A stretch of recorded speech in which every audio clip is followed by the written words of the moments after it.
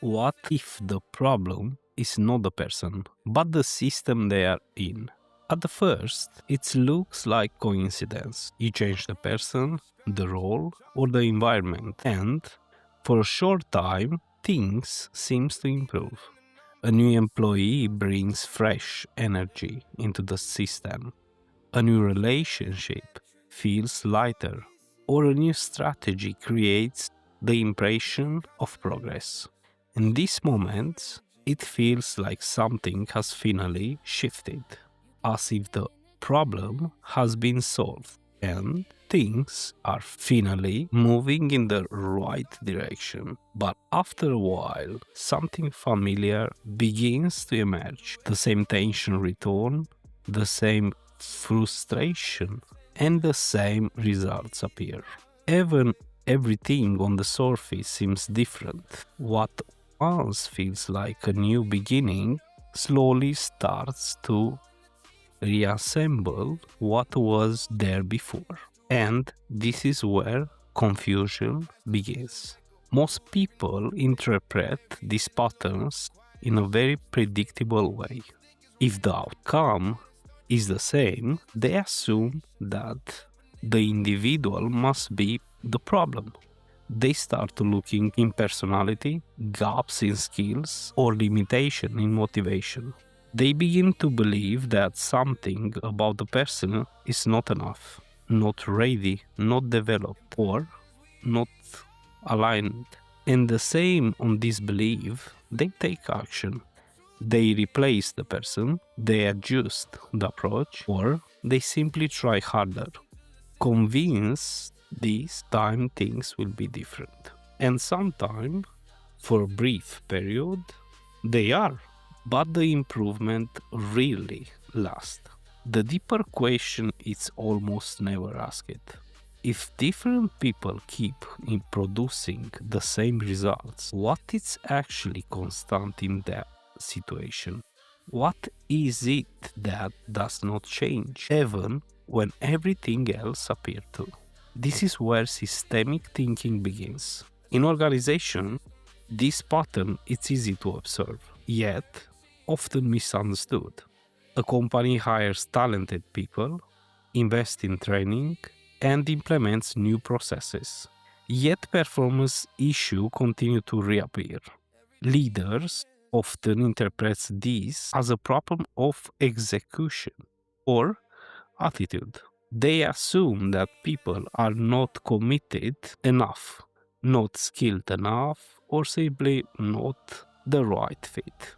And so the cycle continues. More hiring, more training, more pressure. But what if often overlooked is that the environment itself is shaped. The behaviors they are trying to connect. The system silently influence how people think, how they act, how they respond, regardless of their individual capabilities. It creates expectations. The same dynamic exists in the personal life. Someone may live in a relationship believing that the problem was the another person, only to find themselves facing the similar conflicts in a new relationship. The context change, the person change, but the experience feels familiar.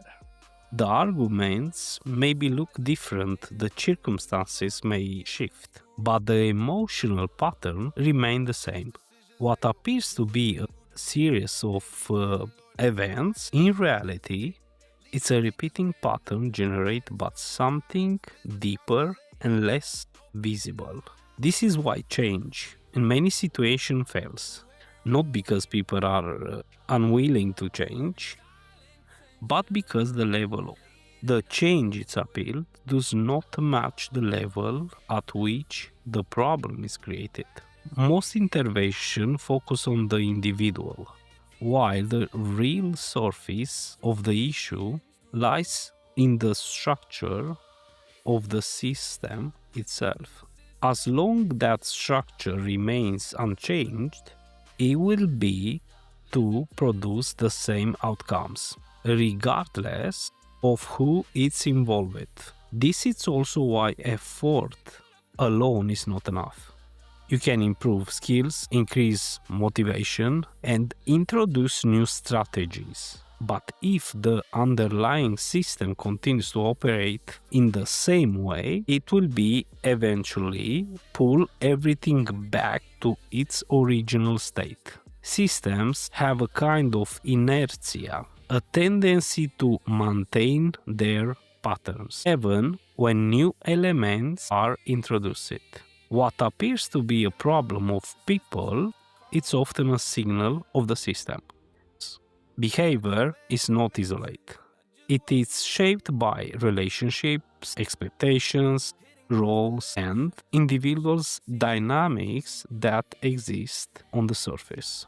And when these dynamics are not seen, they are unconsciously repeated.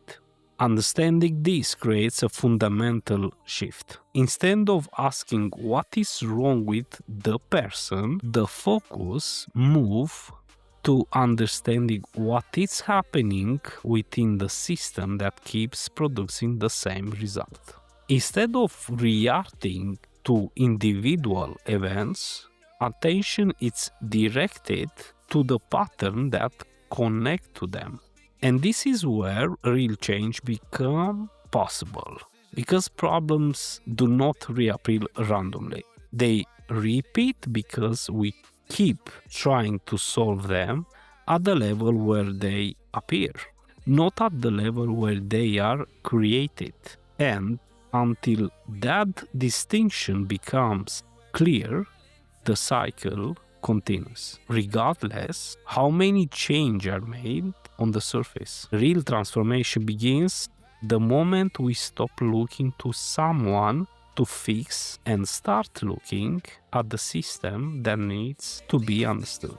My name is Marius, and if you want to go deeper into the systemic thinking and start seeing the patterns behind what repeats in your life or in your work, follow this space, because real change doesn't happen when we try harder.